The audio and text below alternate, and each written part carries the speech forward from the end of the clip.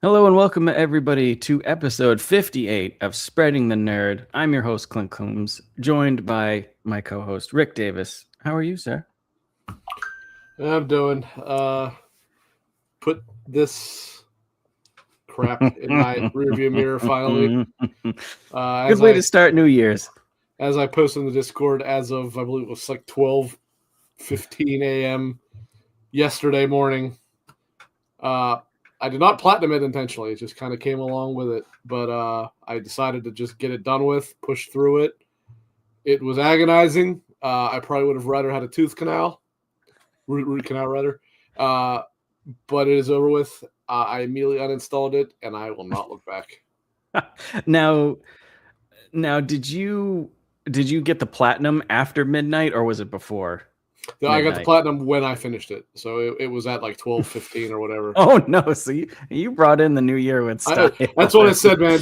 Be ready, everybody, because that is an omen of what is to come this year, and it's going to be a shitty year. Either that, or it's like it literally can only go up from here.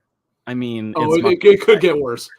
Don't fool yourself; it could get worse. We'll see what's on the agenda for this year. As bad as it was, I'm sure it's probably still better than like Kong Island or whatever that fucking disaster was. I should play that Kong Island. What's the other one? Like Gollum was supposed to be horrible. Yeah. I would guess it's probably better than both of those, but probably Kong has is at this stage harsh. At launch it was not. No, afraid I do not hide it. It's a scarlet letter that I will wear, but I will say this. My scarlet letter is a lot more subtle than having reviewed it for a website. I'll say that, and reviewing it well. Yeah, I had when I watched you play it you played it about an hour and a half. About an hour and a half, yeah. I will say it's probably a good thing we didn't do anymore because it really would. It's not a good. It's so game. Goddamn. Yeah. Like I mean, I figured if I was going to have to. I believe that is correct, Baldwin. Yeah. Yes, Baldwin. That is the one where like a cutscene is like a JPEG of a raptor. I probably never fixed it. I actually didn't even know that, but I know the game is completely unfinished. I know that. It's so bad. Yeah, I mean, Mind's Eye is bad, but it's not like it wasn't unplayable bad. It was just really boring. Yeah. Now, when did this come out? Was it June? At that point, I'm sure it was truly dreadful. Yeah, because the update for it. Well, this is I believe the 6th update. I believe it's version 1.6 or something like that. That was supposed to make it decent. Yeah. Yeah. So it just, I mean, it was boring. The story was terrible. Now, you had mentioned that there was supposedly aliens, possibly. Is that true? You ruined my joke. Oh no! I was going to do this. I didn't rewind it. I was going to say I have a recap, and wait a minute. I have to. Yeah, I was Kristen chat. It was boring. It was deaf boring. It was. I'm not gonna lie. I kind of was pretending I was watching, but I was watching and listening. But I also had my Switch down here, and yeah, I was definitely playing that. Oh no, I was playing Megabonk, I think, on my PC. That's what I was doing. My second monitor. That's what I was doing. Yeah, that fits. That's good. Them. Oh, I got the NHL. Okay. Not NHL. IIHF World Junior Championships. That's under 18. Yeah. So when you see me looking to my left, that's why, because I'm watching the game too. Oh, okay. Although it's about to go to intermission, so it's fine. But yeah, no, it was not a good stream game because it's just so boring. God, the sad part is it could have actually been pretty good. Like as I kept saying, like the setting was actually kind of cool. Well, not the setting, but the time period, what they did with the robots and stuff like that, and like the visual design of it. Yeah. And it actually has some decent production quality for what it is. Production value, sorry. But like they completely forgot to build a game. It's so boring. You can tell it was definitely supposed to be like a tech demo. Well, yeah, because originally it was just supposed to be that everywhere or whatever it's called system. Yeah. And then they realized we probably need to put a campaign in this. That said, I will say from what I have seen, I will not consider this to be the worst campaign of the year. That very much seems to go towards Black Ops 7. Oh, this for sure. This seems like a better game than Black Ops 7 campaign. I'm not talking multiplayer. No doubt about it. No doubt about it for that. And I haven't even played it because just watching it is just... It looks ridiculous. and nothing about it looks anything like Call of Duty even. And there's like no defenders for it. There's your few like diehards, but in the grand scheme, it is not. I can name a outlet that I use very loosely. Well, actually, let's put it this way. Here's all it needs to be said. When Black Ops 7 came out in November, whenever it was, the trailer picked 3 positive reviews because they were the only positive reviews. But actually, one of them, I don't know if it was a positive review as much as they pulled a positive comment. That was from Forbes. I don't know what Forbes' review was, but Paul Tassi is also kind of a unreliable source. One of which was Digital Trends. We know that, or not Digital Trends. I'm sorry. The one that what's his name writes for. The other Digital is it Gaming Trends. I think that's it. I think it's Trends. Yeah, I believe it is. I thought Digital Trends was. There's 2 that have a very similar name. I thought Digital. It's Trends not Digital Foundry because they. I know it's not that. It's the way they would. It's the one that Dave from XEP writes for. Gaming Trend. Gaming Trend. That's it. There it is. Digital Trend is the big one. That's why I was like, wait. Freight to the rescue. Yes, thank you, Freight. I always get the 2 names mixed up because Dave likes it, but again, he's in the minority.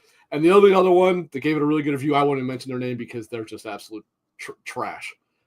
You know who I'm referring to, but I won't even mention their name. I know. Because they might be the single least reliable reviewing outlet there is. But yeah, they basically handpicked those 3 places to make their like. You gotta come up with something. Yeah. But yeah, but without diatribe alone here. I will say from what I saw of Black Ops' campaign, this is a better campaign than that. Yeah. So before I go into what I've been playing, besides Mind's Eye, now that's finished, did you get to play anything too crazy over the holiday at all, or? Well, mostly what I've been playing was, I'm still playing a good bit of Stalker, of course. Been playing actually a little bit of Gran Turismo 7. I kind of wanted to jump back into that when the Power Pack or whatever it's called released, and I didn't really do so until the last maybe 2 weeks or so. But I am actually quite enjoying it. And then I got Blades of Fire. I told you I got that on the sale. I like that, but man, I'm at a part now that has soured my opinion of it. Let's put it this way: what? It's fairly early, to be fair, but what is one of the dirtiest words when it comes to a single player campaign? A blank mission. Oh, like a follow mission, like a. You used the wrong word, but you got the right idea. Escort mission. Yeah, yes. Yeah, escort. Thank you. Yeah, this is an escort mission, but in the worst imaginable way. Like you find this little kid that jumps on your back, and that's whatever it is, right? First of all, he's annoying as hell. He cries. If you get killed, because I told you this game has very light Souls elements. It's not a Souls-like at all, but it has light elements of it. So if you get killed, or actually, I'm sorry, if you get hit more than once or twice, he kind of falls off your back, which isn't a big deal. But while you're fighting things, these nannies, as it calls them, come and grab him and take him through these portals. And there was a point I was playing this game, I don't know, this was maybe Monday, maybe Sunday, maybe a little bit earlier than that. So the nanny took him away, right? Or I'm sorry, that's not what happened. I had teleported out, not realizing that it would cause him to get captured. And so to get him back, you find these tapestries hanging on the wall in X and Y locations, right? And you use them, and then his icon shows up on your compass or whatever for 2 minutes. Now, I did discover you can find him without that being active, but that is how you find where he is. And this area in the game is actually kind of confusing to find your way around.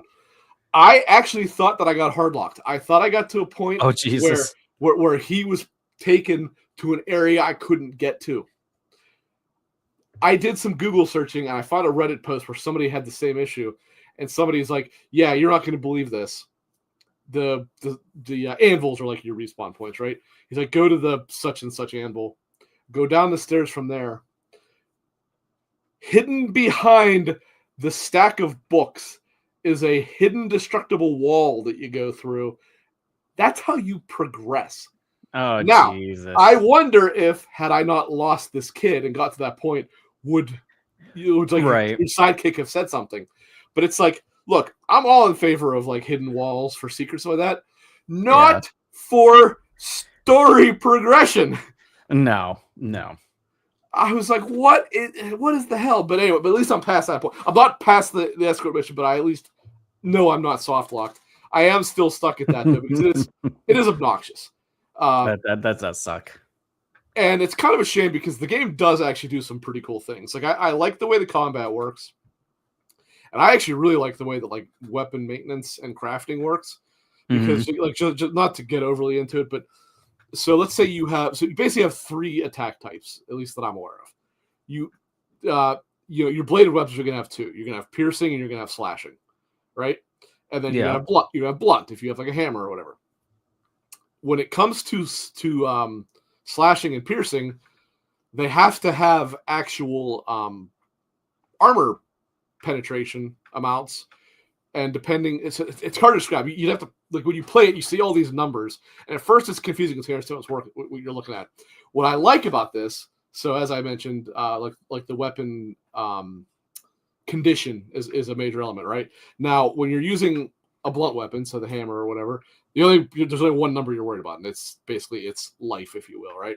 However, when you're using bladed weaponry, you actually have to watch. So let's say a sword, for example, right? You have piercing with the tip and slashing with the blade. You actually have to watch how dull those different parts get. So you actually are watching its overall health plus the condition of those. When those get low, first of all, when they get low enough, they won't be able to penetrate the armor rating or whatever of an enemy. Now you can do a quick like whetstone, if you will. However, you don't want to overdo that because every time you do it, it does take a fair bit of chunk of health off of the weapon. And I know, weapon degradation is a pretty unliked thing in most cases, and I would agree in most cases. However, here so obviously the other main example of this is Zelda Breath of the Wild and Tears of the Kingdom, where it's outright obnoxious because you have weapons that will break in like 2 or 3 hits, right? Yeah, it's terrible. It's never that bad here.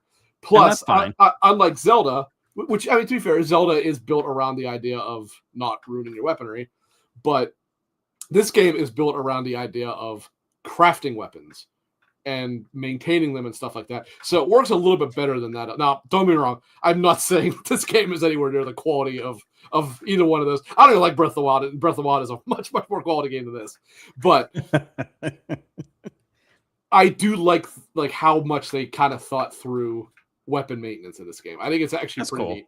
And then when you're crafting them, it's actually, I had to look up a video because I did not understand how the actual like smithing worked, like the hammering part of it. Because I don't know if you played the demo, but it doesn't explain it very well in the game at all. However, it is an important part of it because the better you do at it, the more repairs you will get of the weapon. Okay. So when you're like I said, your weapon will have a certain amount of health points, if you will, right? And that's decided based on what kind of ingots and wood and stuff like that you use when you're crafting it. It's actually a very good system. Like heavier metals will do more damage and maybe make it more durable, but it'll lower your max stamina. It'll make it that it's heavier. It'll make it that it's slower, stuff like that. So there's a lot that goes into this. And but then when you get to the like I said, the smithing where you're hammering it, the better you do at it, you'll get what's called like repair points. Like you fill up these stars, and every star is one time you can repair it. So then when you're actually using the weaponry, every time you attack something or are an idiot and miss and hit the wall or whatever, you'll actually lower the weapon's HP again, if you will, as well as, like I said, the piercing ability and stuff like that. when it gets below 100, and the lower it goes from there, the weapon can theoretically break at any point while you're using it. Now, breaking it does not like Zelda, it doesn't like go out of your inventory, but it makes it that you can't do anything with it until you repair it. So having these repair stars does matter. And what's cool about this is it does make it that you don't go like, oh, cool, I made an awesome weapon, I'm going to use nothing but this for a while, because you don't want to do that. It even tells you like you kind of want to save your good weapons for when you get into tougher battles and stuff like that. It's an interesting system. The controls are a little weird, but I actually like them because you use the face buttons for attacking, but you use them like triangle attacks high, square. This is I'll be playing on PlayStation, so I'm using PlayStation things. But square would attack from the left, circle from the right, and X attacks to the bottom. Now, obviously, if you're thrusting with like a piercing weapon, it attacks that way. Whereas if it's like a swing, it swings from that direction. And that actually does matter because what kind of armor the enemy is wearing and where they're armored. That's how you attack, and it does different attacks. So it is a really neat system. It's a really cool idea. I don't think this game did very well, but I would like to see, I don't think it did, no. I would like to see Mercury Steam kind of continue with this and kind of fix a little bit of the clunkiness. It seems like one of those games where like it's good and it's like you see the potential. So if they get enough motion behind it, like the second one is where it's going to shine type of thing. So hopefully that's the case. This is almost the proof of concept. I would like to see. I would like to see what the final product is. Now, Alex did review this for Season Gaming, and he I had to take his word on this one. He said that the game is a complete and utter slog, and it just goes on way too long. I can't call it that, but I will say one thing. I think my time ticker is at like 12 hours, something like that. Okay. And I'm not going by this because it could be wrong, but my PlayStation, how it gives you, some of them gives you a percentage of main story or whatever. Mine says 0%. So I'm assuming that it's probably not correct. It's probably a little higher than that. Right. Like it probably has to get to a point and then it will jump 10% or whatever. But his review, I believe it said it took him something like almost 60 hours, which is way too long for a game like this. Like this should have been like 30, 35. But nevertheless, it's a very interesting. It's more like God of War 2018 with a dash of Souls in it. Okay. But it does have a lot of like really unique and interesting ideas that I would like to see them come to fruition type of deal. Yeah, that's cool. That's cool. Nice. Anything else before I go on? A little bit of, I've been playing a little bit of Ghost of Tsushima. Or I'm not Tsushima. I'm sorry, Yote. But not really anything to say there that has already been said. But that is a good game. I'm liking it more and more the more I play it. I need to get back. I was going to start it up again yesterday, but I didn't. I started Yakuza because I am. I think I'm going to. That's one of the games I've been playing. I just grabbed Director's Cut 0, and I think I'm going to play through the series this year. I think that's one of my goals, one of my gaming goals this year, because I've played it is it is so I don't know, maybe because I've played like 0, 1, and 2 a few times. I've only played like 4, 5, and 6 like one time. And I don't really remember. What about 3? You completely skipped over 3 there. Well, 3, yes, I have 3. I think I've played once, and that was like the reason I was like, you know what, I'm going to start because the 3 Kiwami is coming out. I want to try that. I think I'm not probably going to get both of them or all 3 done by February 16th, 18th? I believe. 16, 18, yeah, something like that. Which probably isn't going to happen, but. We'll see. Real quick, I saw Silkenit's comment. I just wanted to say that it's not exactly that, but it kind of reminds me of that. There was that JRPG made where you actually are the store clerk. I'm sure Silkenit knows what I'm talking about. I think I know the one where you send your the one you're saying too. Shop something, I think, is the name of it. Yeah, you go to the dungeon during the night and you sell the wares during the day. I think. Yeah, but I do agree actually. Like, well, I can't say I fully agree, but I like the general idea of being able to be like a it would be a cool. blacksmith and something like that. Yeah, like I know in Kingdom Come you can blacksmith and you can just sell your shit, but it would be cool to have like your own like little blacksmithing store and stuff, and see like customers like that's it. Moonlighter, that's it. Soaking it. Thank you. Oh, okay. Yeah, Moonlighter is great. I don't know why that didn't come. Sorry, actually, I see Freight said it right before. I didn't even notice that, Freight. Let's see. What else did I? So I've been trying to get through the Yakuza series. I played a shit ton of Arc Raiders in one stretch because the new season came out, or the new Expedition, and the Expedition gives you like 60 days, which is honestly plenty of time to get it done. And I got it done in like 4 days. I was hitting it hard. I think I even messaged you. I was like, dude, I have a problem. Like I will you did. Keep telling myself, I'm like, play something else. I'll go and I'll sit on my couch. I'll turn a game on for like 20 minutes. I'll come back on here and I'll start playing Arc Raiders. And I'm like, I have to stop. Like, this is getting ridiculous. But that's done. So I feel better, or not as like I need to play this, even though I'm still playing it just because I find it fun, even though I have nothing really to do other than level up. But we've been playing some Battlefield 6. I posted that terrible video of somehow I survived in our Discord. And by the way, if you're watching or new here, our Discord is in the description if you want to join. But the video was awful. I should have been dead to rights at the very start when the guy was shooting me. And I ended up killing the guy and taking out a tank. I don't know. Yeah, I'm starting to think that perhaps somehow I was fighting against you and we just didn't realize it was me. Because that has to be what it looks like from the other perspective when I'm trying to fight somebody.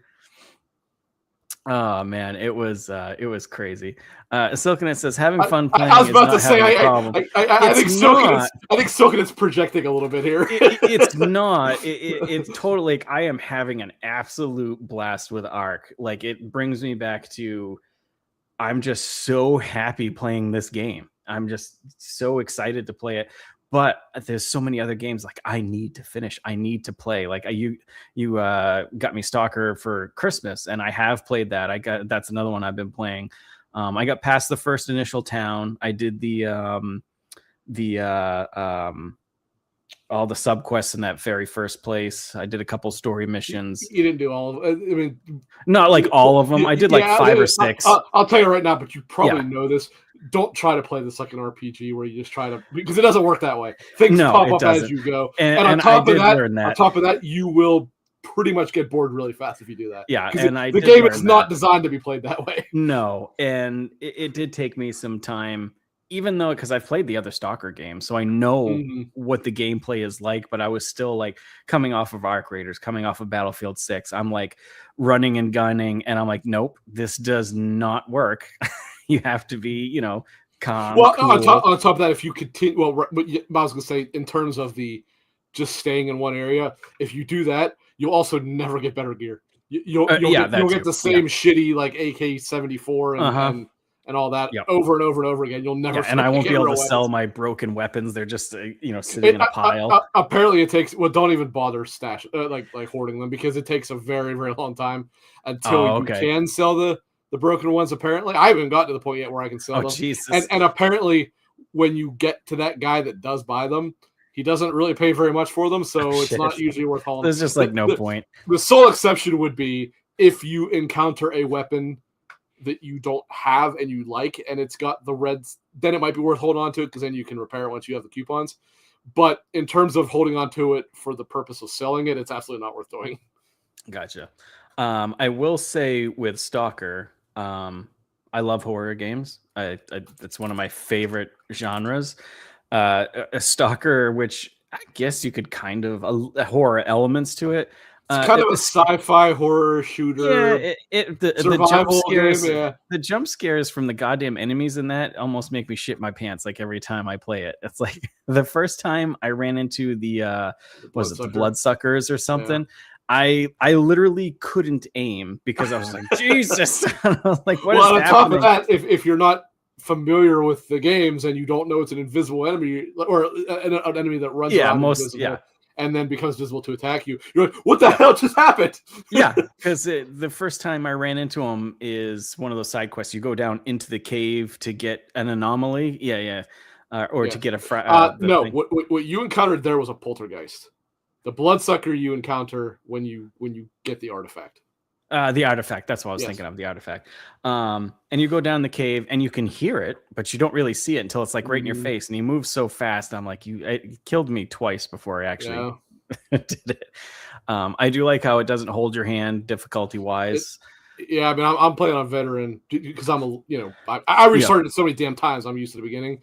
It is merciless, and there's still a difficulty higher than that. Yeah, I don't even want to think about that. What else have I been playing?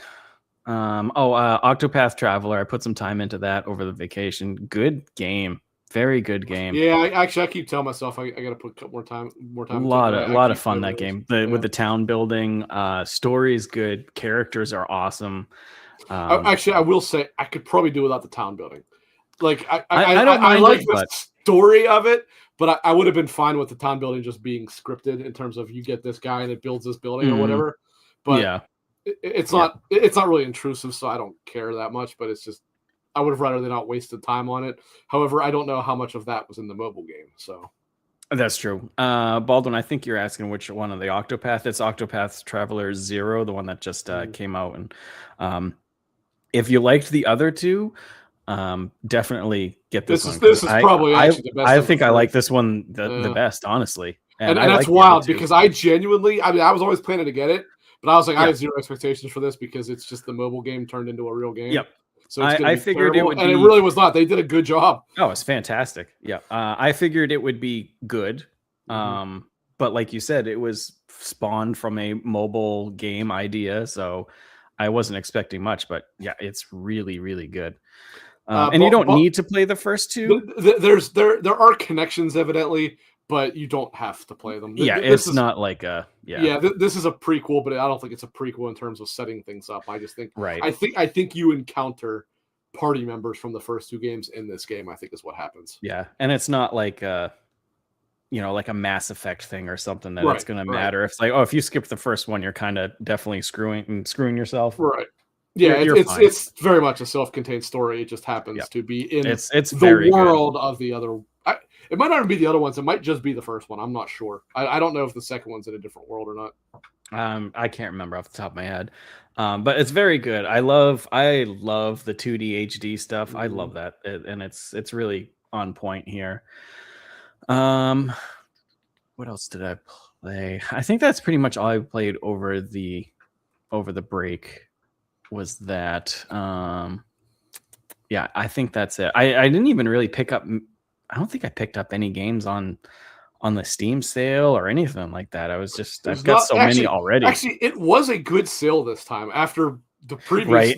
The summer one was terrible. This sale was actually good. There's good deals on there. But there was just nothing I wanted to buy. So I didn't buy anything. Yeah. And of course, half my fault too is I buy things when they come out half the time. And same here. And I just don't have time. And that's one of my... It's going to try it. And I think I do this every year for a New Year's game resolution or whatever, is try and finish games. I did a little bit better last year. I finished more than I usually do. But I need to do more this year. So I wouldn't say I did better last year, but I would say I did better the last month. Because I did finish a handful of games in the last month. And you got a platinum. That's good for you. You'll never live it down. Yeah. Never live it down. So that's pretty much all I've been playing. As we were talking before the show, there's not much game news to really talk about because it's always quiet. That's right after the holiday. Yeah. Everybody's on vacation. The one thing I did find funny when I saw it today was that that IGN article.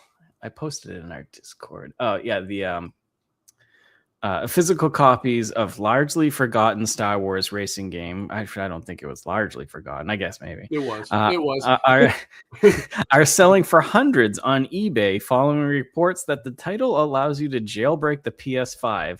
Like, of all things that are able to jailbreak the PS5, a Star Wars racer from the PS2.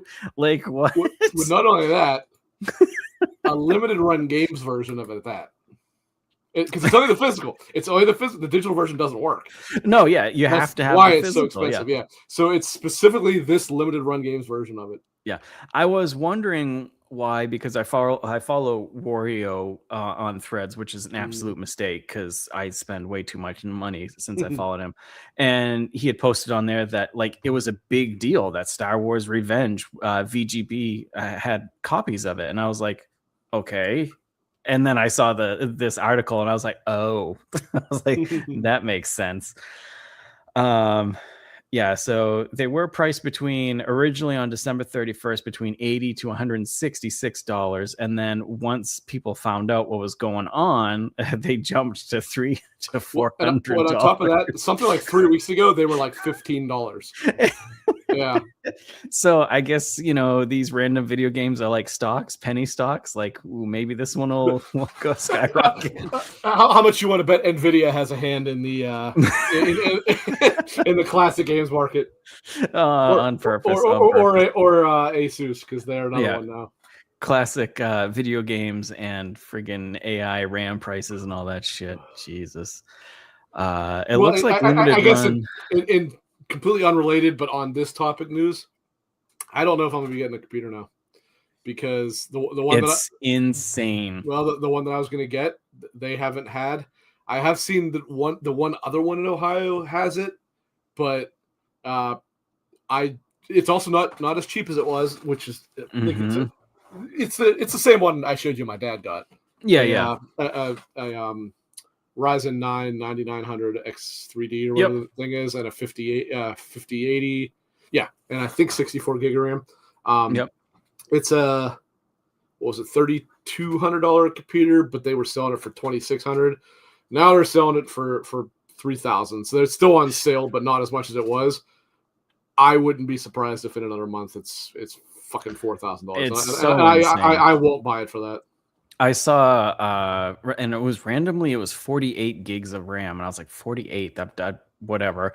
And it was Corsair, 48 gigs of RAM, and it was on sale for like $279. And I was like, oh, that's a pretty good price. But I was thinking back in the day, like what 10, 15 years ago, RAM was cheap, man. That is a good price, because 64 gig of RAM can be $1,000 now. It's insane.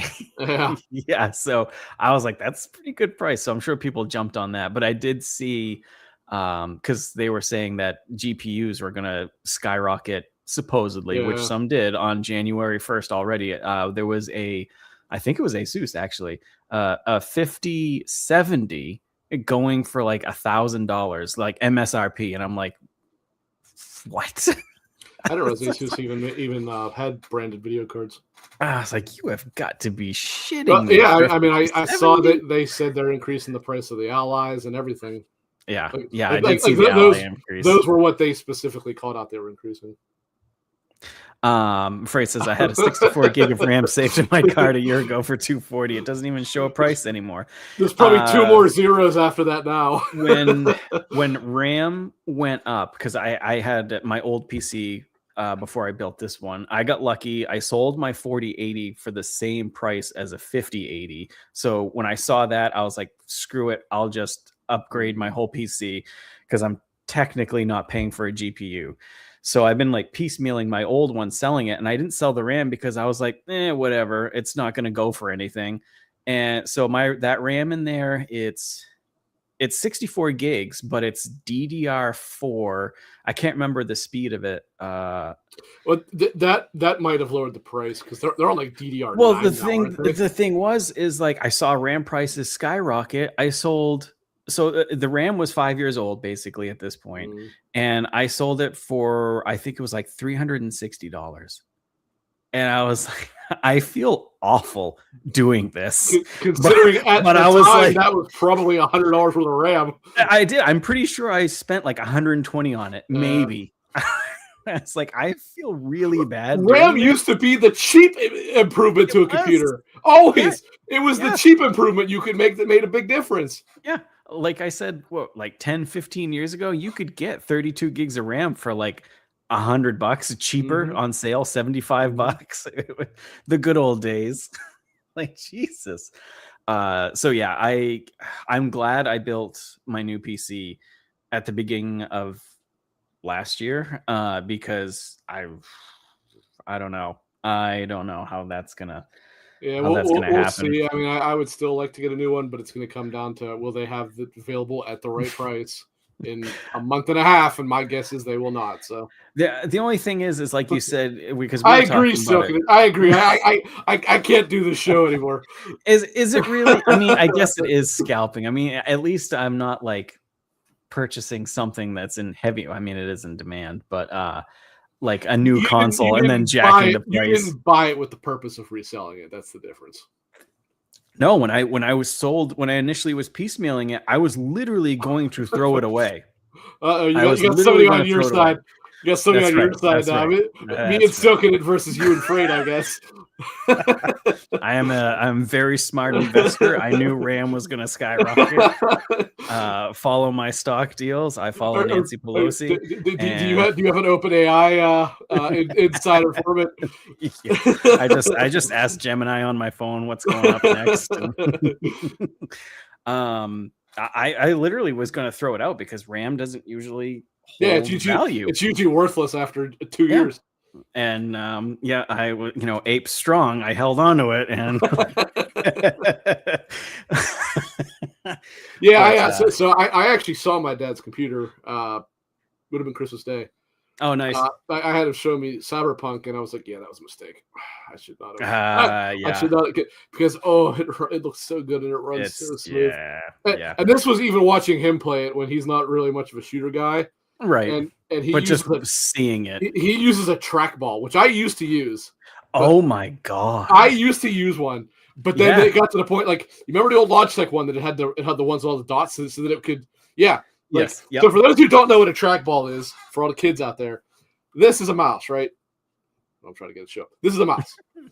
A trackball is this, except instead of the thing on the bottom, it has a ball that you move with your thumb.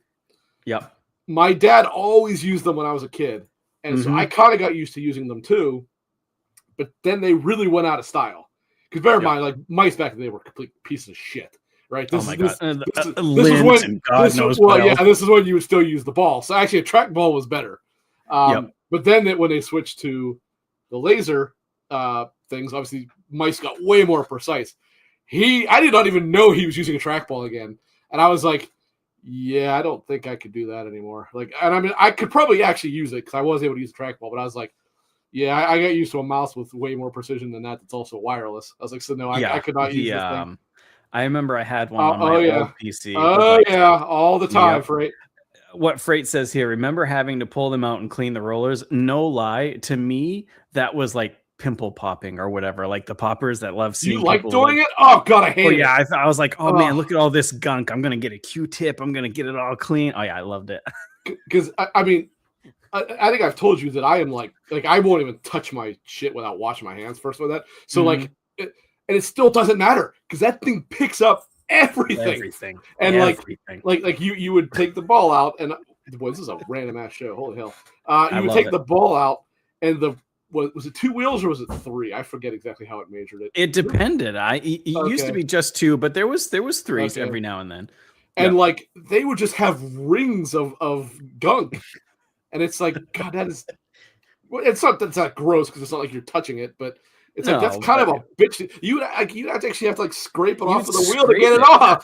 Yeah. I remember taking. It was if I would take like rubbing alcohol, and if I didn't have rubbing alcohol, I'd use like my mom's fingernail polish or the Q-tip to get it off. You were probably eating your mouse alive by doing that. Probably. But you said the tracking ball. I had one. It was almost the size of my goddamn hand, and there was a giant red ball where your thumb was. That was what I had. It was a red ball, but it terrible. But it had black dots because actually that's the one. It was a Logitech. Yes, actually I used that for years. Because the original trackball was just like an inverted mouse, basically. However, that constantly got gunked up with the wheels. So before they started having laser mice, they did that, which was those black dots were what the laser inside the trackball would pick up. So it did get gunked up occasionally, but it wasn't nearly as bad. That's not exactly it, but it's very, very close. It's close, but the one I had was white, and the Yes, ball was yes. higher up too. Yes, but correct. that's pretty much Yeah. it. And Yeah, it yeah. wasn't So terrible. for those who don't know, that is a trackball. Yeah. I will say one thing though. That was the best way to play the golf games. When it would be really? By far, it was way better than using a mouse. It was way better than using a mouse. I can see that. Like where you would pull it back and then swing. The trackball was way better because first of all, it was a little bit harder, but it was more precise.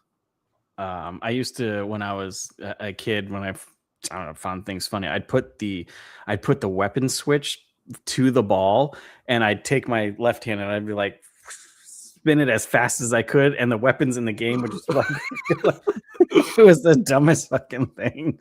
I think I did it the most on do you remember that game Soldier of Fortune on PC? Oh man, God, that game was great. At the time, the most violent game ever made. His legs blowing off. Yep. You could sit there and stab him over and over. I'm not terrible. The first level, you walk into the bathroom and the guy's taking a piss all over the bathroom.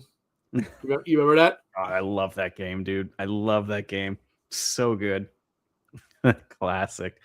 Yeah, the track. How did we even get onto this topic? Oh yeah, Cyberpunk. Yeah. So Cyberpunk, which is a futuristic game, led us into the past. It really did. It turned us back to like 1999.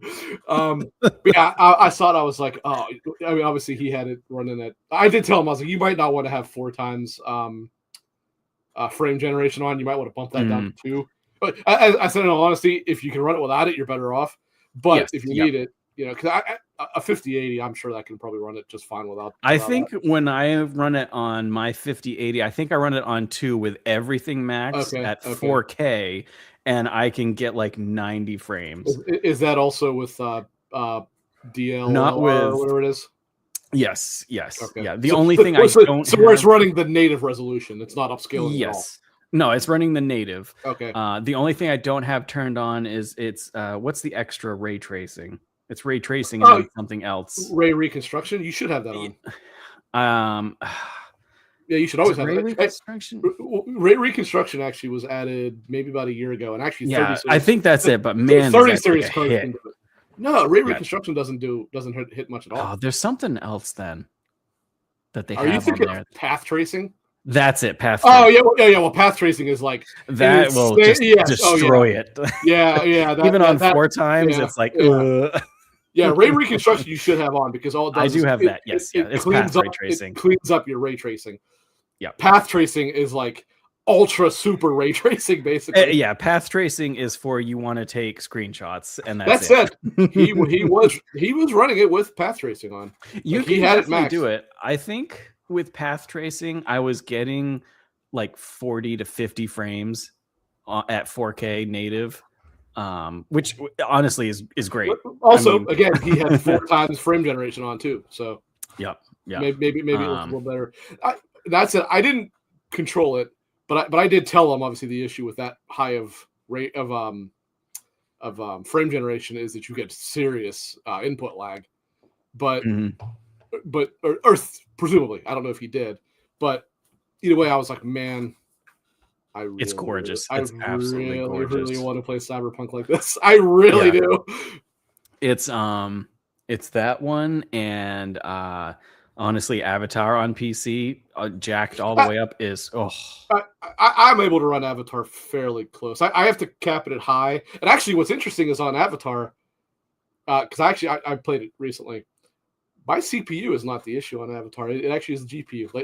Oh, really? my CPU, because I don't know why this was. When I started it up recently, it actually didn't have like I usually use Steam's frame rate counter. Yeah. This gave me what I assume must be Ubisoft's internal one. So it had the CPU and GPU breakdown. It eventually went away. I didn't turn it on. I don't know where it came from, but I actually was able to see the CPU percentage and the GPU percentage.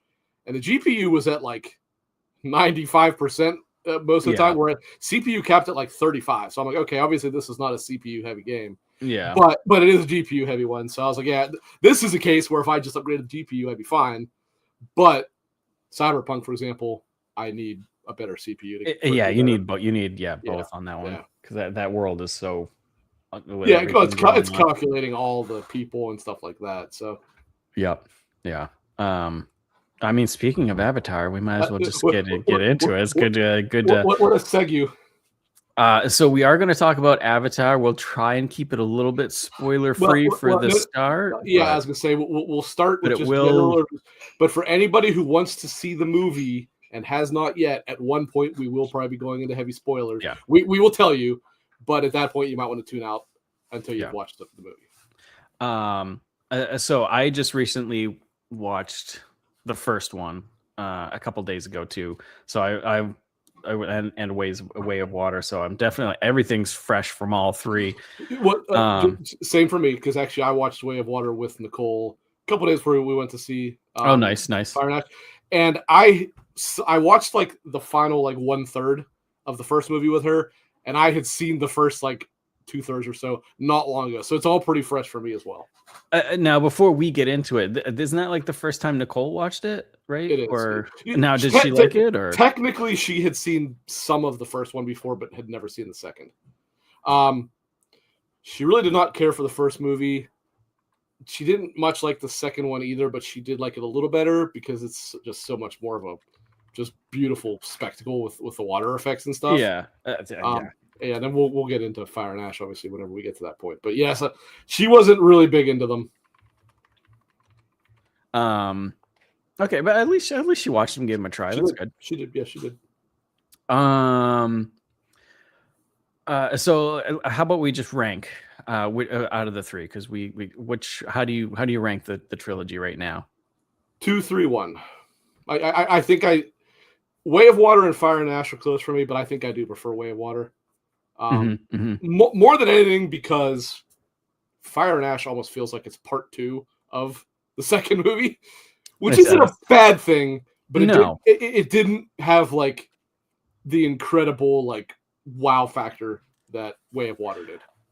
Yeah, because Avatar came out in 2009. So when Way of Water came out, like I said, the water effects were just insane, and they still even the first Avatar holds up really I don't even just mean the effects, although they certainly are. I more mean just the visual design of it. It's breathtaking.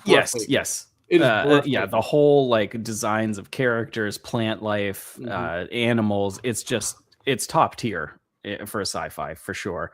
Real quick, just I see something Baldwin said. I actually have not seen Way of Water in 3D. I've seen the first and I've seen the third in 3D. I didn't see Way of Water in 3D either because I did not see it in theaters. But I did see the first two, or I saw the first and third in theaters, so I saw those in 3D. But I just wanted to get that out there that I have a somewhat incomplete 3D thing. But Way of Water in IMAX was gorgeous. How'd you see it in IMAX but not 3D? So our IMAX will play things not in 3D specifically because some people don't like it. So. No, I watched it on a 4K TV cast, so it's just not in theaters. I wanted to. I couldn't get anybody to watch the first one to go with me. But you know what? Maybe it was in 3D now that you mention it, because I remember probably had to be. There probably was no IMAX. Because I remember the when I was with someone, they were like, "I don't like 3D," and I was like, "Too late." I doubt there was even a.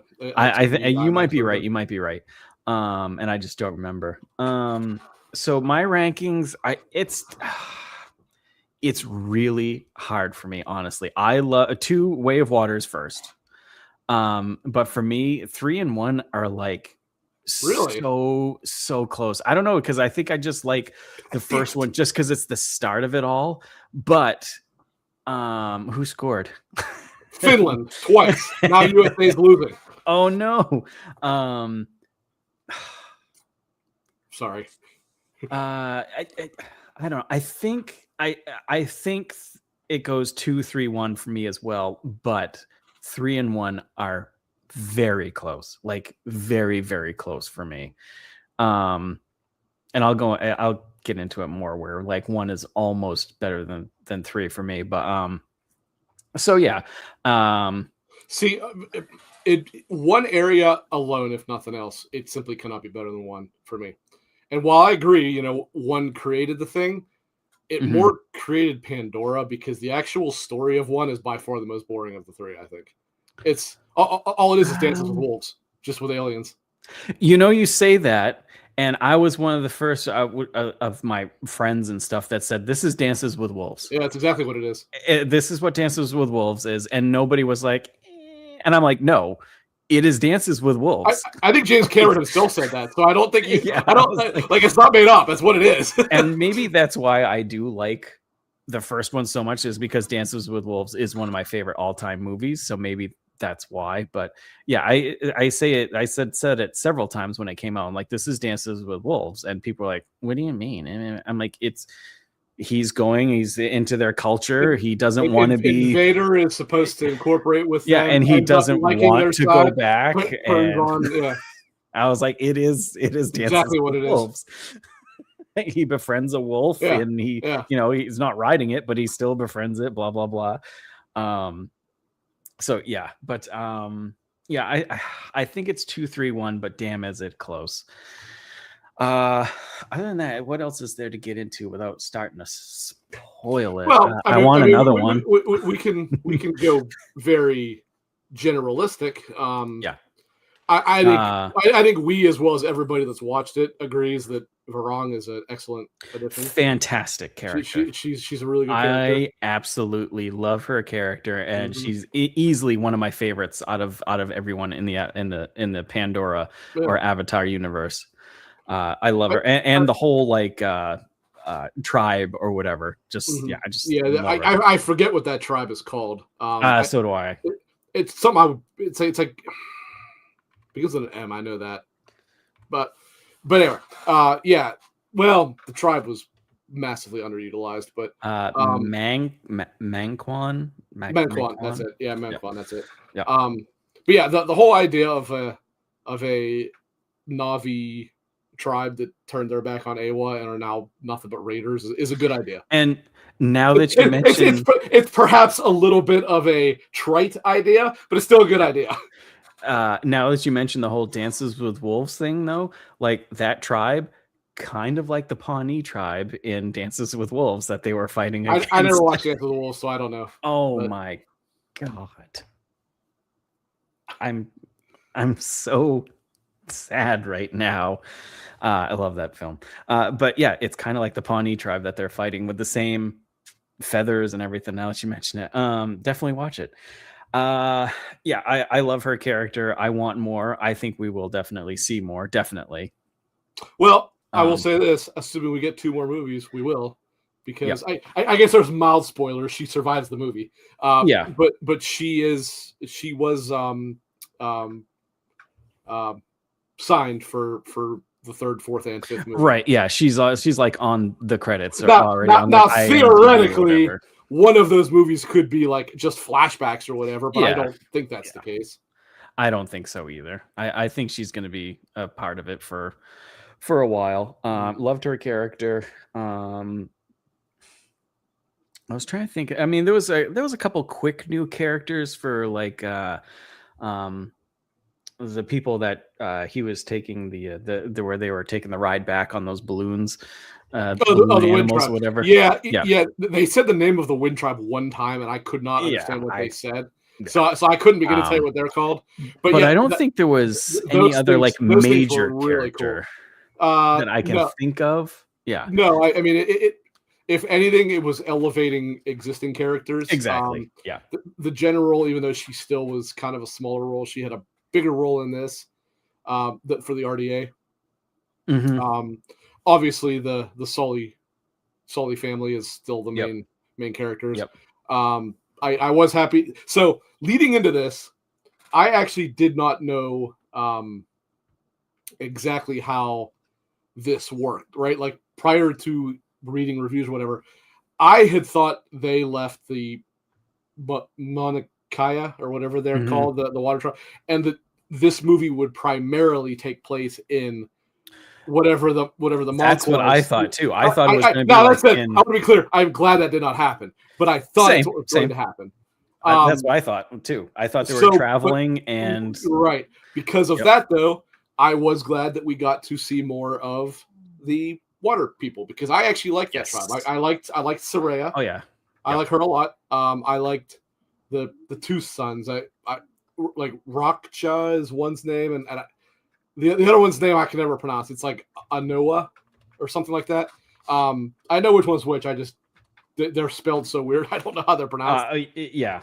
And we got to see a little bit more of Renal, the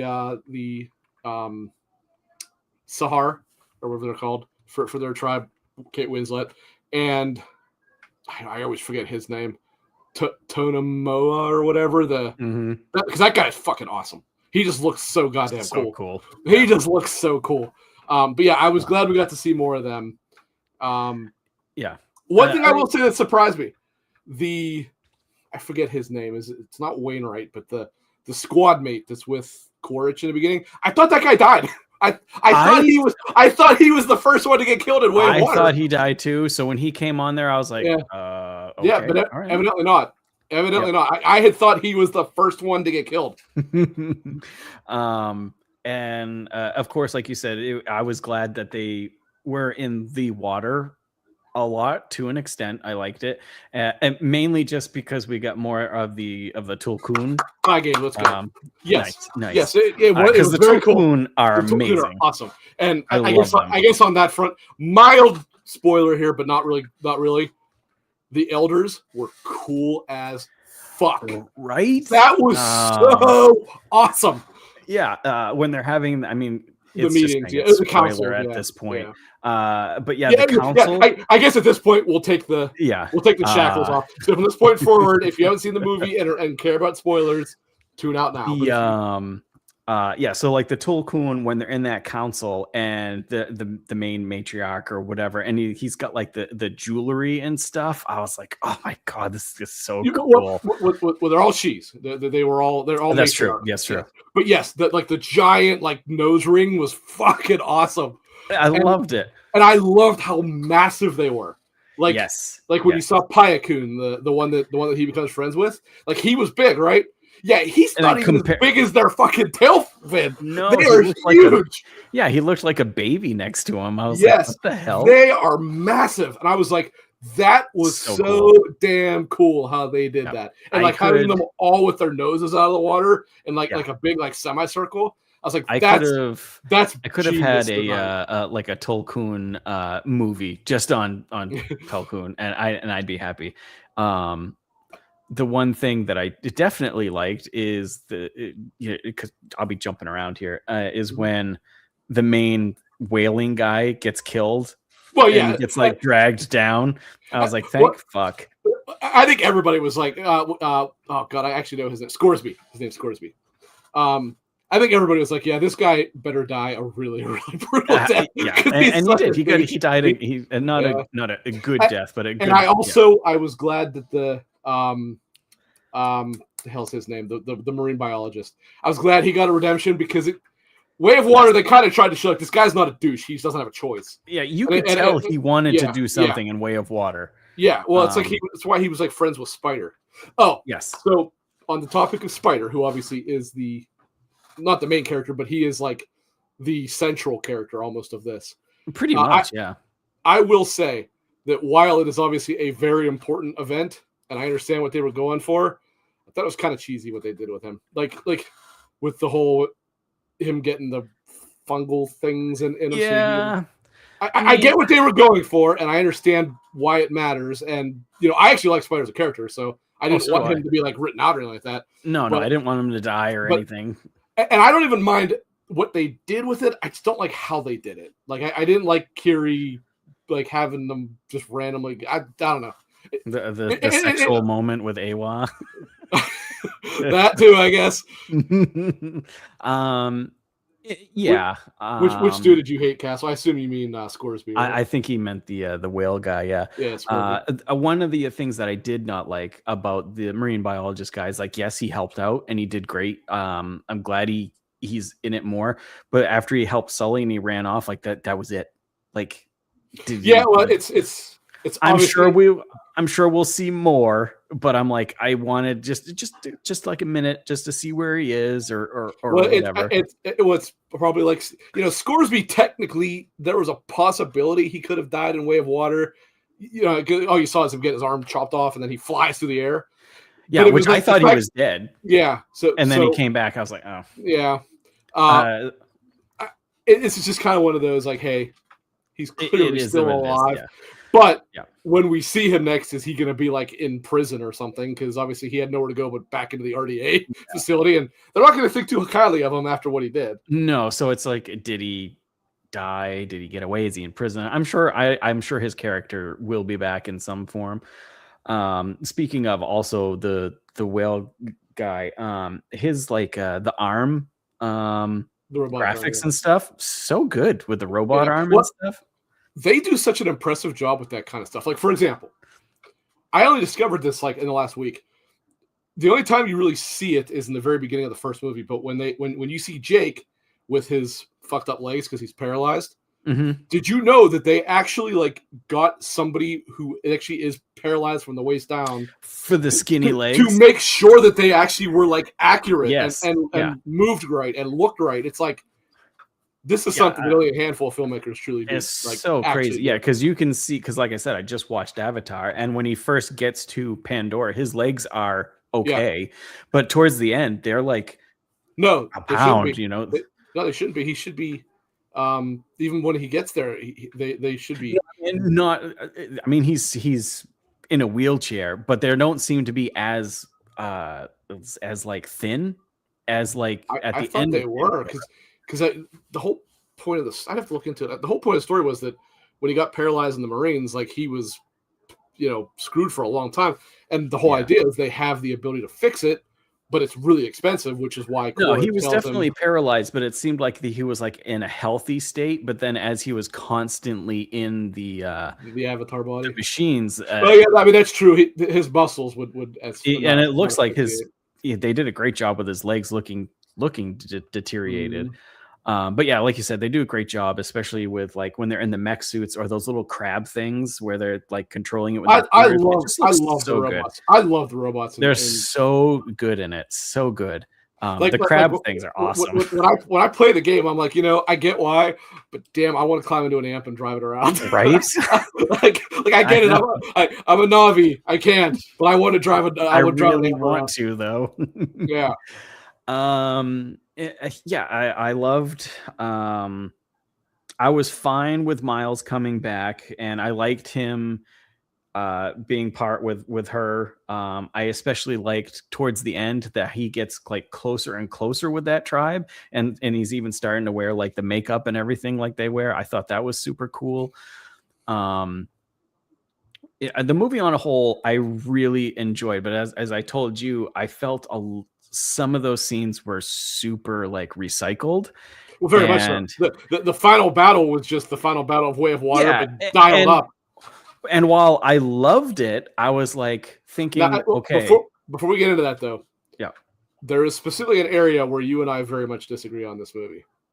Oh, is it Neytiri? It is about Neytiri, yes. Where you think that her disliking of Spider, she was just over the top. She was an asshole. I'm not arguing about that at all. I'm saying you think that it was kind of out of nowhere and forced, whereas I do not, because I think it was pretty clearly established in the second movie that she does not like him just because he's a human. And like if you watch it again, it's like that much though. Well, it's because she didn't. In the second one, it's because she didn't encounter him all that much in the second. That's true. That's true. But if you remember, even in the beginning of that movie, when again we're still talking Way of Water, when Jake is giving his like narration, he specifically says, "We see him as part of the family, but she never can because all she sees is a human." That's true. That's true. And that's true. I just felt it was like it's the same with Sully and his son, where he's like mean to him, and it's like, okay, chill. It's like chill. It's like Jesus, chill. Just because I like the characters, that's all. Yeah, he always was a complete dick to Loak. I don't know why. I mean, I get it. I kind of got it in this one where it's pretty clear he held some resentment for Loak. Even though Loak's decisions aren't really what led to Neyatum. Neyatum not getting completely. Killed. And it's just he wanted to rescue Spider, which there was a little. I can understand being a little bit. I knew I said his name wrong. I always get the two syllables backwards. It's Neyatum. I always say Neyatum. It's Neyatum. I know you got to be hard on him a little bit, but I was like, man, as hard Yeah, as he's he being was a on dick. Yeah, him, he was a dick on I him. was like, this kid is going to go away and not come back. Yeah. And I was like, Which actually, can you be nice to him, please? So on that front, this is a side thing, but I will say, credit to James Cameron, because I don't know about you, but the first time I watched Way of Water, I spent the whole movie thinking like, yeah, clearly by the end, Spider's going to leave and go with Quaritch, and he's going to be. Yeah. They really, and even the further it went, it's like, okay, now he's back with him. Oh, now he saved his life. Mm-hmm. They repeatedly, and even in this one, they even make you think, oh, he's starting to warm up to him, and they. So I was like, okay, that's actually kind of cool. They actually play with what you expect to be the the trope. And obviously now there's clearly no way it's going to happen because Spider is very much like a Navi. Yeah, he's basically Navi. Yeah, so there's really no way it's going to happen now. Yeah, he's a pink Navi now. Yes, but yeah. So I know I kind of sidetracked you there. What we were just talking about, like, she was just like so like, I know she doesn't like him, and that's I get it, especially where she's from there. But the way they. And I guess it's because they did it really well with the writing and her acting and stuff. It was like, God, she like, it's like you're also missing something, that the idea is she simply cannot separate the fact that like she blames him for Natayam's death, whereas Jake puts it on Loak, she puts it on Spider, which is why she was willing to threaten him and kill him at the end of the second one. Yeah, and everybody else is like, no, don't do that. He helped us. What are you doing? Yes. And as Castle said in chat, we needed won it over time. God damn it! What Castle said in the chat, but we needed that arc. We did. We definitely needed that. Absolutely, we did. And speaking of that arc, when of course they find out that Spider has the thingamajig, whatever it's called, and he can connect. Apparently is what it's called, but what's it called? A Q? A Q, like queuing up. I don't remember that being pronounced like that by Normal. I thought he said something different. But when Sully is like, okay, like we have to kill Spider, and even Natiri's like, so well, yeah, it was the switch. The guy who loved him like a son saw no way out, whereas the one who hated him was like, no, we can't do this. This is wrong. When he brought Spider into the woods and he's getting ready to stab him, and like Spider's like, I love you, Dad, or something like that. I'm like, oh God, like don't do this. Yeah, like I told you, I don't usually get like too choked up. I genuinely was getting like sad at that point. I know. I was like, oh, because I'm like, there's no way they're gonna kill him. And even when he slashed down, I'm like, clearly he missed him. But actually, what I thought was going to happen is I was like, this is going to be the inciting event where Spider now goes to Quaritch because he no longer feels safe. But But then Spider turned it around and he's like, I understand. I love you. And I'm like, oh my God. Like, don't do this, Sully. Yeah. So we definitely needed that arc. They did do it well. Mm-hmm. My main gripe with the movie is there was some recycled things. Yes. And the only thing that is easily the number one criticism you can level. And the only reason I criticize it is because the next one that comes out, of course, Miles jumps or he falls off, but he's clearly not dead because they would show him dying. Right. Well, and also I mentioned her being signed for he's also signed for he's signed for all 5 movies. So I think if he comes back, to me, he cannot come back as like a bad person because it felt like he was kind of making his way to a decent person. I think he still will be, but I don't think he's going to be necessarily allied with the RDA because the RDA did kind of fuck him. I think he's going to be kind of like the enemy of my enemy is my friend type of deal, which is fine. I think it's more of a three-way battle now. I think now it's going to be just straight up wanting revenge. Yeah, and I think that'll be okay, but I can't have him with the RDA going after Sully. I can't I think he has to mix it up. He has to mix it up. I think the RDA pissed him off when the general tried to ground him permanently. Yes, and I think him going against it anyway probably completely burned him with them now. So I think you have the RDA. I think you have the Amonakaya, the whatever they're called, the Water Tribe, whatever else they choose to introduce, the Navi, right? But then I think you also have a third faction now of the the Monkwai, or whatever they're Yeah. called, as a totally like separate. Like, Yeah, and I can see that. And that's where I fine for think they're me. going. And that's fine for me. And I also, as much as I love the Tanook and stuff like that, I don't think it can be centered around water stuff next one either. No, I would agree. I think it's gonna be mixed up with everything. I don't know. Yeah, and it's possible you could be looking at like a large scale like Pandora. Yeah, like because we still haven't now. we still haven't seen the planes in movie. We've seen it in the game, but we haven't seen the planes in the movie of Pandora. So. No, although the Dire Horse tribe did come to help at the end of the first one, but yeah. Yes, yeah. Something to remember: we have only seen one continent in the movies. Right, and Pandora is huge. It's enormous. That's right. Yeah. Like in the game, I don't know if you guys know. In the game, you're on a whole separate continent. That's why you never see any of them. Like you're on a completely different side of the moon.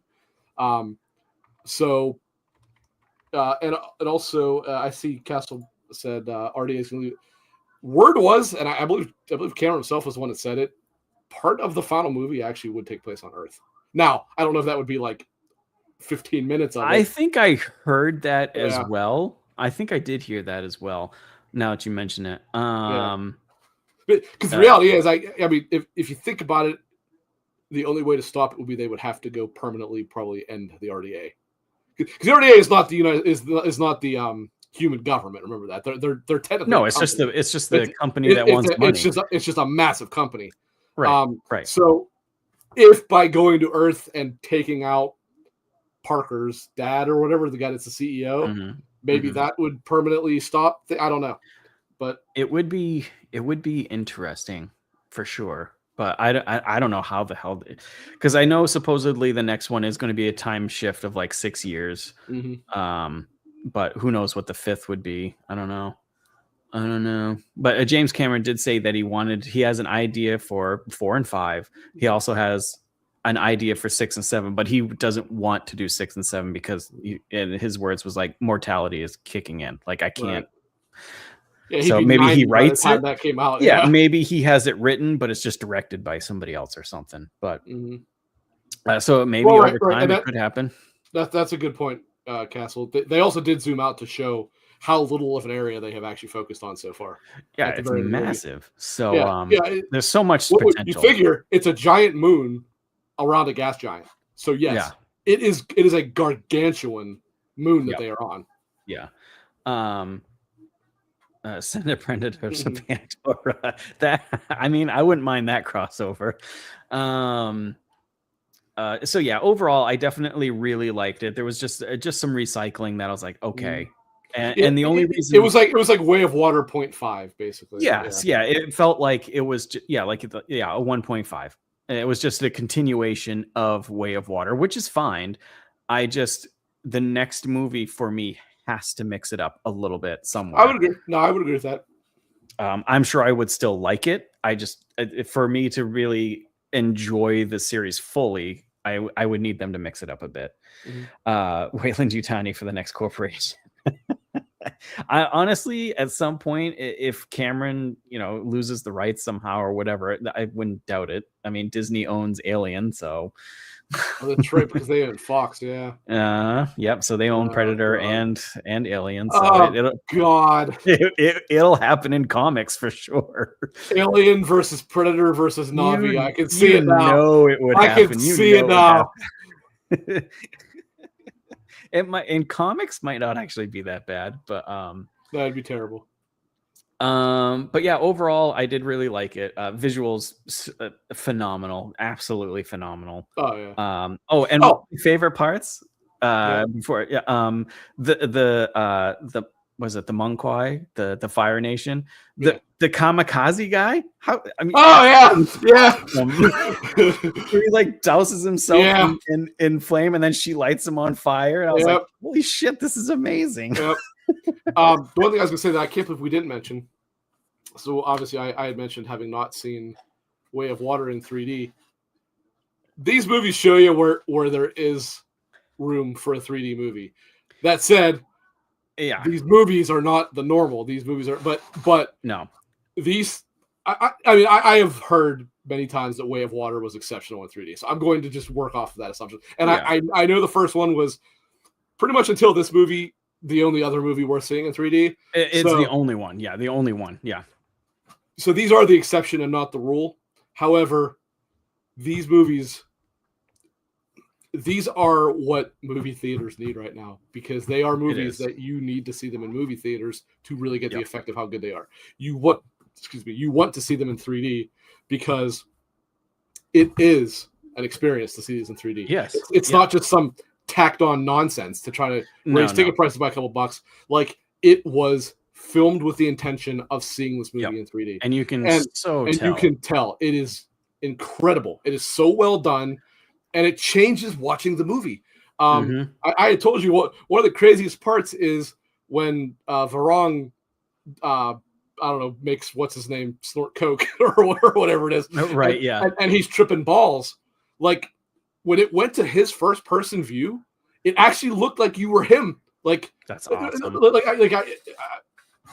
that's right. You didn't see it in 3D. I'm forgetting that. No, so I'm thinking I'm going to, because like you said, these movies are the ones to see in 3D. So I'm thinking I will. Yes, right there, Castle. Exactly. No unnecessary rocks. Now, that's not to say there wasn't occasionally stuff flying at you, but it wasn't what they did just to be like, hey, this is why you want to see it in 3D. Like, it gave the movie depth. And that's just it. That's what 3D is supposed to do. It's supposed to give things depth, but it never did until these movies are the only ones that did that. And so there are a handful of sequences, even if it's just a shortcut or whatever, where it is seen through first person of someone's view. Like, for example, when they pull Loak out of the water and it cuts to his perspective, like, it actually looks like you are that person or whatever. Awesome. I will have to check it out. Because at that point, right, when Loak's laying on the ground and looking up and Soraya is over him, like, it looks like somebody is right over you. Like, it was so well done. It gave proper depth to it. It didn't look like you were watching something on a screen anymore. And that was really what made a difference. You'd mentioned that it drags you into the world and stuff. I was watching Avatar, and the 3D impressed me so much in that movie when I watched it on my TV. It's still beautiful, but when they first go into one of the main stations where everybody's at their computer and the screens are up and stuff, it looks great on TV. It actually looks like a projection. Yeah, yes. I remember that at the theater when it scrolls past and someone's like touching the map and stuff. I was like, it wasn't like just like, oh, it's 3D. It looked like you were there. Yeah, it was so good. That happens here too. And actually, I will say, the part I thought you mentioned with the first movie, but you didn't, is the single most impressive part of the first one was when Neytiri first takes Jake to. Their tree and all those things and like I remember seeing that in theaters. It looked like there was one floating right in front of your face. Yeah, because it wasn't. It was weird the way they did it, because it wasn't just like popped out. It actually looked like it came floating in, and it looked like they were across various depths as opposed to one depth just and then 3D. Another. It actually felt like there was multiple depths. Like, they know, well, because they film them in 3D. They don't film them and then add 3D on later. That's the difference. Yep. It takes a lot more effort. It takes a lot more money, but this is the result. Yeah, I mean, the movie came out in 2009, and I still remember parts of it because of the 3D. Unlike, of course, Avatar came out in 3D, was massive, and every goddamn movie came out with 3D, and it was like Castle said, it was a rock flying, and they were like, "Ooh, 3D," and it was so fucking awful. The example I've been using, and I don't be clear, this is actually a good movie. Men in Black 3 is the perfect example of what movie theaters tried to force. I assume you've seen Men in Black 3, right? Yeah. It's been a bit, but I have, yeah. So when Nicole and I went to see it years ago, whenever it was in theaters, the only viewing that was available was a 3D viewing. So that's what we went to see.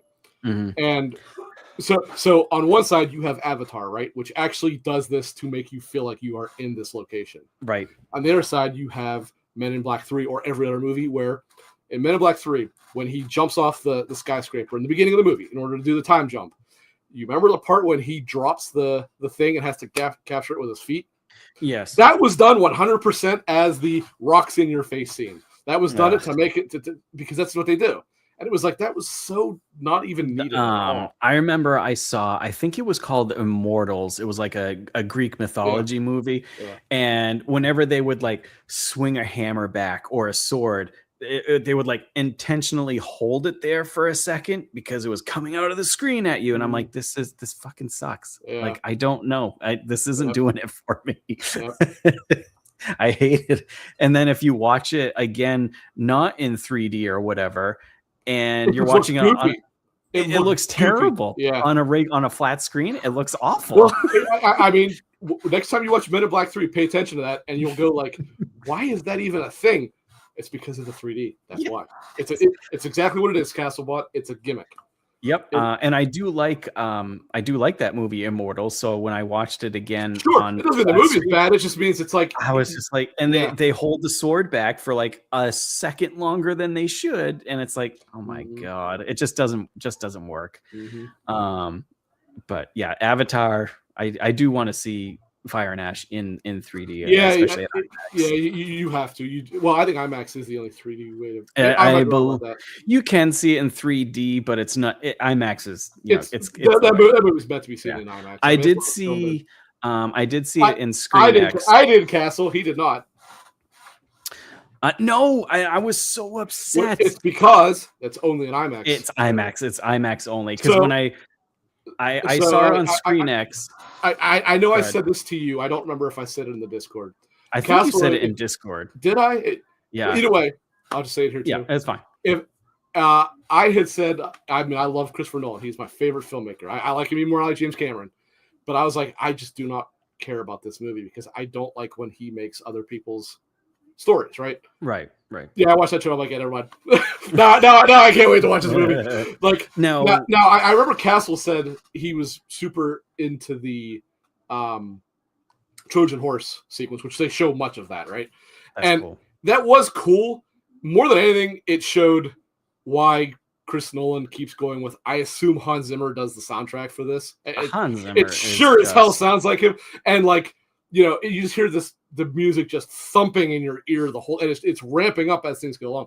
What really excited me about the trailer was after that sequence when it just showed a couple of snippets, and I'm like, oh yeah, now here's all the Greek mythology stuff, all the Cyclops and all that. And I'm like, now I do believe I don't care about the historical accuracy because it's not fucking real. It's not real, right? But I do think the Batman mask looks really fucking stupid. However, that does not ruin the movie for me, like it does some people, evidently. No. But yeah, I am very, very much. I'm 100% going to see it in IMAX. 100%. When I went and saw Avatar: Fire and Ash, and I went and saw it in ScreenX, and I went in, I was like, I don't think I'm going to see the Odyssey trailer, and that sucks. So we saw the regular trailer that was like I put in Discord, just the regular one. And then we saw the Thor Avengers one. I would be so jacked to get that trailer instead of the fucking Odyssey one. The Odyssey one was like 7 minutes long. That's what I heard. I heard it was like 6 minutes or something. Yeah. So I was sad that I didn't see it, but ScreenX was super, super cool with Fire and Ash. It wasn't 3D, cool. But it was cool where it wraps around. It's basically a 180-degree vision of it. So that was cool. It feels like you're in the movie, but not 3D. Sound is really good. So that was cool, but I do want to see it in 3D. Yeah, hopefully you do need to, because honestly, like that really is the problem. Now, I mean, that said, I've never seen Way of Water that way. And having seen this, I'm like, man, I really do wish I'd have seen Way of Water in 3D because I'll bet it was something special. And Alex actually told me that it very much was. I'm like, yeah, I have no doubt. I'm almost positive that, like 5-10 years when it's like the 10-year mark of it, we'll get it back in IMAX or because I think Avatar came in like 10 years after, I think, back in IMAX, I think. I think when the second one was coming out, it came out again, So, but yeah, it's still very happy with the franchise itself. I love it. Obviously healthy. It's and the aggressive hatred it gets. You guys can all just shut the hell up. If you don't like it, that's fine. Don't watch it. Fine. Quit trying to tell everybody else why they shouldn't like it. It's fine. I told you somebody had said They said that it was Avatar was bare bones. It's the same story, blah blah blah. And I'm like, every trilogy is like the same story. Star Wars is the same story. It's Well, but and I told you that the number one reason I always see of people saying like nobody really likes Avatar, they just like the graphics, is they're like, name 5 characters, and it's like I can't pronounce them even if I do know. It's like, you know what? That is such a bad fucking example. It is because, like you said, I mean, they are all intentionally like native names. So unless you see them written out, it is hard to figure out what they are saying. Plus, they are weird in how they're written. They don't say the names very often. Like, no, it's just like I said, how many times in that movie do they say Varung's name? I believe it's twice. I think it's I think you said once or twice. And I think you're right. She introduces herself to somebody. I don't remember who it is. And she says it very. Oh, it's when they're around the campfire when they have when they have the kids captured. Yes.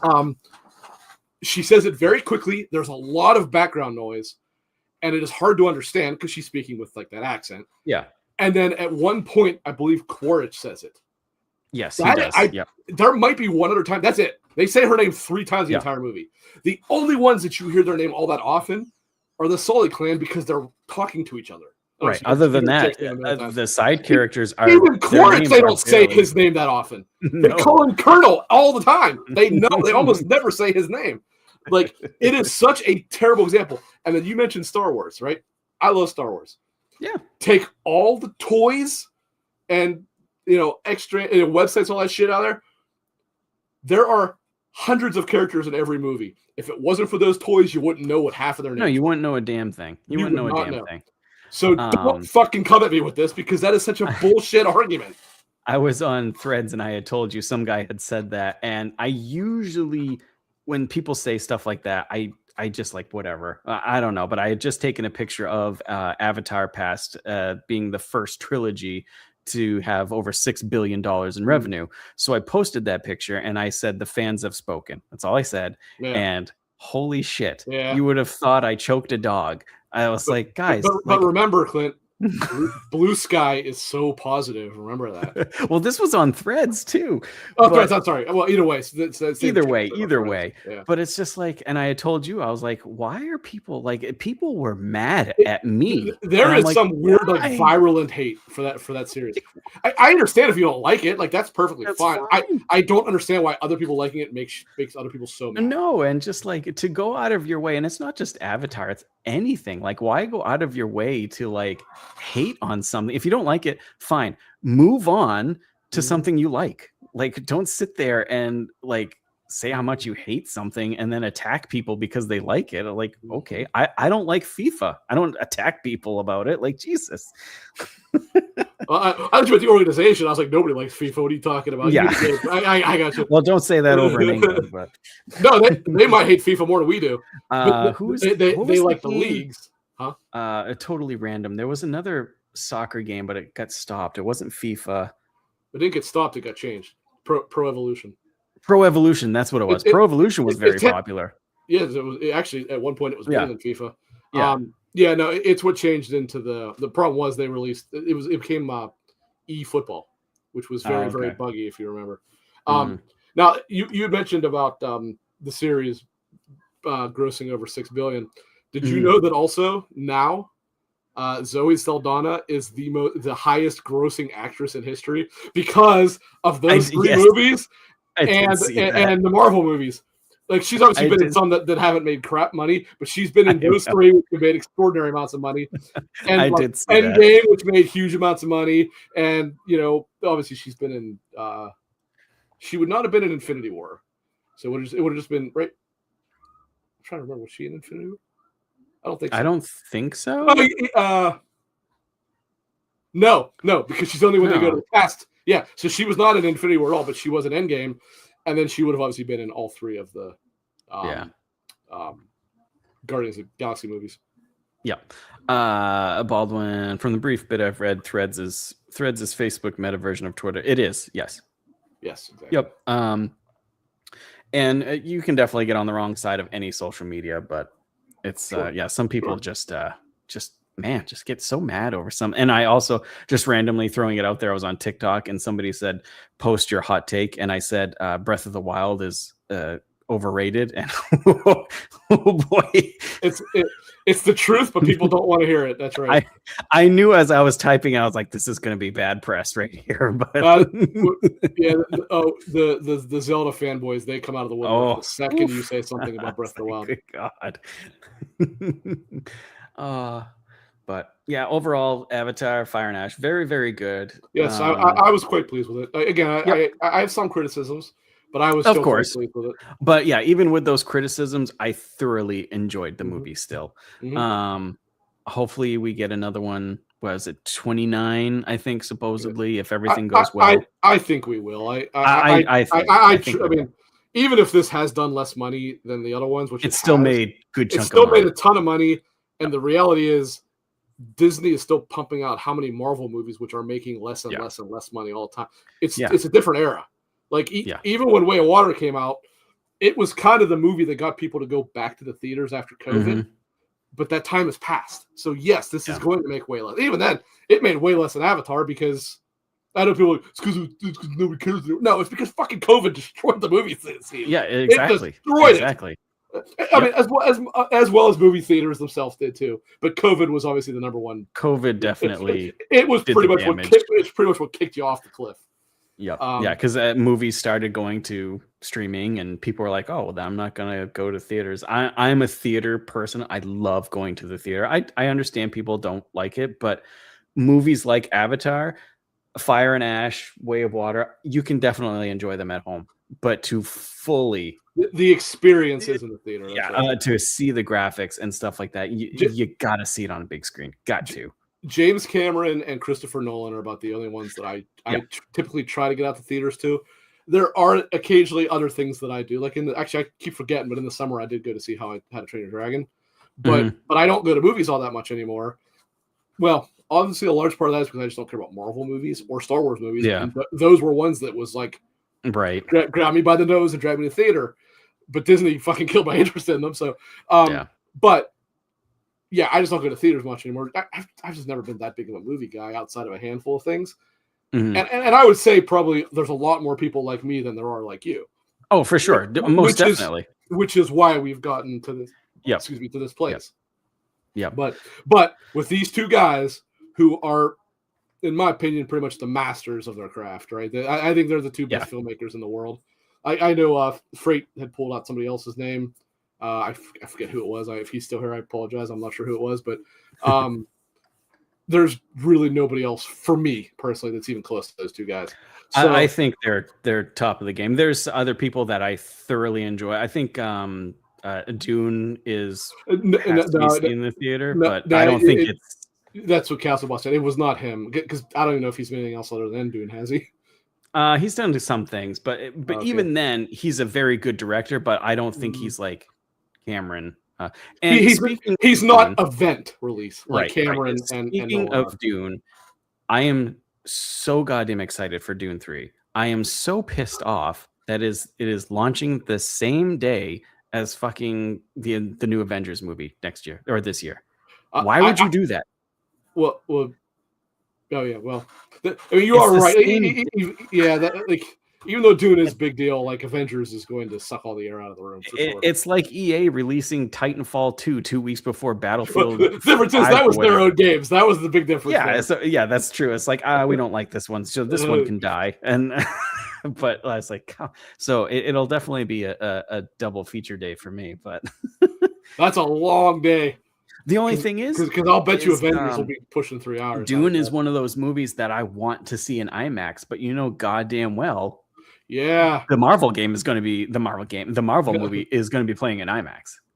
Oh boy, that's a good point. I didn't think about that. Right? The IMAX angle is going to seriously fuck up their release schedule. I'll bet you either they're going to have to change their date or they're not going to have IMAX releases because Disney will force movie theaters. They will force movie theaters to have Avengers in the IMAX. Exactly. So I hope they either move Dune forward a couple weeks or back something because it's just going to kill its fucking its money. I mean, when you had said it, I obviously had thought about the what the hot button top with. I did not even consider the IMAX angle because that is what Disney does. Disney, I forget what their movie was. There was something that was a much bigger deal than whatever Marvel movie they had. They forced theaters to. Was it a Tarantino movie? Maybe I can't remember. Yeah, I think it was because he was bitching about it. They basically forced theaters. I think I remember the one. It might not have been IMAX. It might have just been to have it. They forced theaters to take viewings for whatever movie it was to have for whatever Marvel movie it was, and it was a Marvel movie no one even gave a shit about. Like it wasn't, this is Avengers, so people do care about this. Have 5,000 times for it to be played, and so and Dune is one of those movies that is beautiful to see on IMAX, so it's gonna be like what's gonna happen here. So I don't know. Yeah, that's weird. Who's the the hell's it called for movies? Like the publisher. Publisher? Is it publisher? Who's the publisher for Dune? Dune is. Who is Dune? Is it New Line maybe?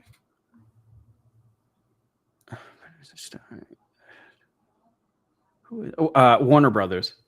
Oh, that's a Warner movie. Yeah, it is. Yeah. Don't Disney own them now? No, Netflix too. Netflix. So, but I don't think the Netflix deal isn't going into effect until a few years. But either way, Dune will only be in the theater for fucking 17 days. Thanks, Disney. Yeah. Or not Disney, Netflix. Either way, I mean that's bad planning by Warner. Like Castle said, the colors, the music, and stuff. It is so good on an IMAX. It is an event type movie for me. So yeah, I know nothing about Dune, and I'm not so sure I'm ready to change that. So I've still not watched it. I know everybody loves it. I know they're fantastic.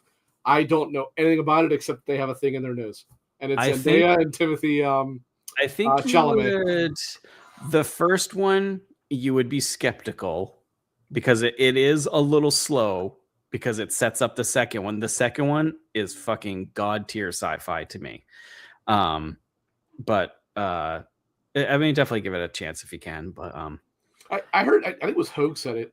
Hasn't it always been said? Obviously, it's been kind of disproven now, but that Dune, the books were unable to be properly translated into a movie. Because they're insane. The amount of content is insane. They're very small p political, right? Like I know they're not like, whatever hot button talk. It's not fucking Palestine. It's not talking about that. Right. But no. like they're in universe politics is like a major part of it, isn't it? It is.